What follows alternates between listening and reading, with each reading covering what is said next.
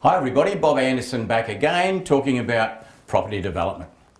Well, today I'd like to talk to you a little bit about how to set up a body corporate. So body corporate, owners corporations, called different things in different states, but what it is, well, let's have a look at an example. Let's say you were developing 3 townhouses and during the course of things you've sold those townhouses to 3 different people. Well, obviously when we get to the end of the project, we have to cut it up into 3 separate titles so that each townhouse can settle with 3 different purchasers. That's pretty simple, isn't it? And we've got different names for that, but often it's called a strata plan or a strata subdivision. So at the end, we have to go chop, chop, chop, 3 townhouses. Now the problem is there, well, it's not a problem, is that there's also some common property.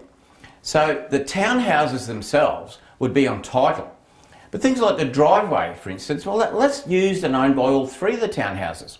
And that's what we call common property. And so as a result, we need somebody to manage the common property. Now in each of the states, there's legislation that dictates how bodies corporate or owners corps, whatever you want to call them, how they operate. And there's some pretty strict rules around that. Quick example, you have to have an annual meeting and you have to have a certain quorum there. So the body corporate, it looks after the common property. Now in some, if you like, bigger projects, bigger complexes, there could be quite a lot involved in that common property.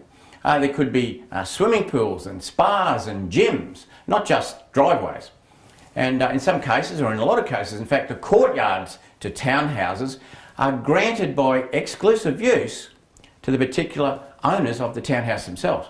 In some cases with apartments, for instance, you might find that the basement is owned by the body corporate, it's common property, but certain car parks are allocated by what we call exclusive use to certain apartments.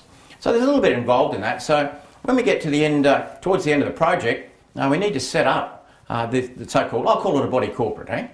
And so the person principally that we're going to use there is going to be a lawyer.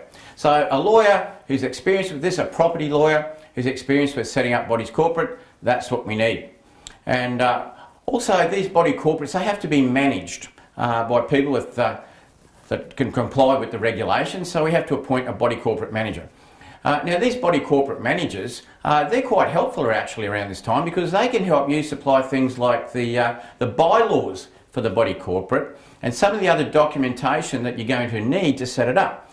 So if you like, a combination between appointing a manager early who can supply a lot of this information for free, plus the lawyer, who of course doesn't do anything for free, enables you to set up the body corporate.